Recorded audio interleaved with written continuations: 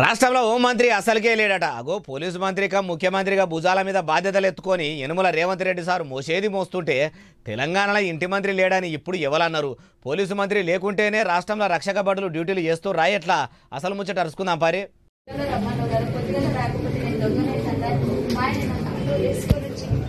BRS party లీడర్లు అందరు కలిసి ఇట్లా షాద్నగర్ సర్కార్ దవాఖానలో ఉన్న దళిత మహిళను పరామర్శించిర్రు. పోలీసులు ఎంత తిప్పలు పెట్టిండ్రు, ఎందుకు చిన్న కులమని అంత చిన్న చూపు చూసిర్రు అని అన్ని ముచ్చట్లు అరుచుకున్నారట. పానం ఎట్లున్నదని తెలుసుకున్నారట. బయటకు వచ్చినాక మాజీ మంత్రి సబితా ఇంద్రారెడ్డి మేడం ఇట్లా అనుకొచ్చింది.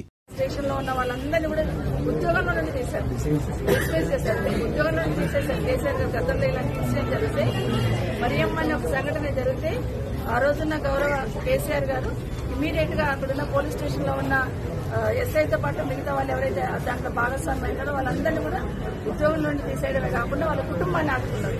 వాళ్ళ కొడుకుకో ఉద్యోగం ఇవ్వడం కానీ వాళ్ళకు 15 లక్షలు ఇవ్వడం కానీ ఒక ఆదుకొని భరోసా కల్పించారు. ఇంకా తప్పులు ఇట్లాంటివి జరిగితే భవిష్యత్తులో ఇలాంటి చర్యనే ఉంటుందనేది డిపార్ట్మెంట్ కూడా ఇండికేషన్ పంపించింది. మాజీ ముఖ్యమంత్రి కేసీఆర్ సార్ చేసినట్టే చెయ్యాలని వచ్చింది. మళ్ళీ ముఖ్యమంత్రి రేవంత్ రెడ్డి సార్ కూడా వెంటనే మహిళలను ఇబ్బంది పెట్టిన పోలీసులు అందరినీ కూడా సర్కారు లాంఛనాలతోని ఇంటికి సాగదోలాలని అనుకొచ్చింది. దళితులని చెప్పి చిన్న చూపు చూస్తే ఊకునేదే లేదని చెప్పి బాధిత మహిళకు వాళ్ళ కుటుంబానికి సర్కారు అండగా నిలబడాలని అనుకొచ్చింది. అట్లనే కారు పార్టీ లీడర్ మాజీ police officer RS Praveen Kumar sir ఇట్లా అనుకొచ్చిండు. ఆ ముచ్చట గుడి నుండి హోంమంత్రి ముఖ్యమంత్రి ఒకటే వ్యక్తి. ఆ వ్యక్తి వీళ్ళందరికీ అభయం ఇస్తున్నాడు కాబట్టి ఈ రోజు ఇవన్నీ దారుణాలు జరుగుతున్నాయి అనేది ఈ రోజు తెలంగాణ సమాజం గుర్తించాలి. ఇన్నరా ప్రవీణ్ కుమార్ సార్ ఏమంటుండో? సీఎం రేవంత్ రెడ్డి సార్ ఇట్లా పోలీసులకు పవర్స్ ఇచ్చి తిప్పలు పెడుతుండు. రాష్ట్రానికి హోం మంత్రి ఉంటే పోలీసు వ్యవస్థ ఇట్లుండేది కాదని అనుకొచ్చిండు. ఇప్పటికే Cyberabad CP Shadnagar police station లో మహిళను కొట్టినరాన ముచ్చట తెలిసి సిఐ రామరెడ్డితో పాటు 5 కానిస్టేబుల్ను కూడా సస్పెండ్ చేసిండట. అయినా ఆడామే అని కూడా చూడకుండా ఆమెకు 3rd డిగ్రీ ఇచ్చుడేంది? ఇంతకంటే ఘోరము దుర్మార్గం ఇంకోటి ఉంటుందా?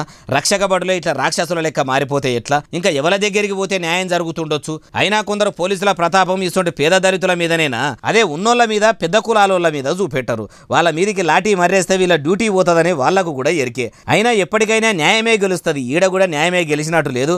ఆ పోలీసులను సస్పెండ్ చేసుడు కాదు, డైరెక్ట్ డిస్మిస్ చేస్తేనే తతిమ పోలీసులకు బుద్ధి వస్తుంది. కానీ పోలీసులు కొడతారన్న భయం లేకుంటే దొంగలు, దోపిడిదారులు, కూనీకోర్లు, గుండెగాళ్ళు, స్మగ్లర్లు, చిల్లెరగాళ్ళు ఇంకా రెచ్చిపోతారేమో అనిపిస్తున్నది అంటున్నారు ఈ ముచ్చటిన్నోళ్ళు.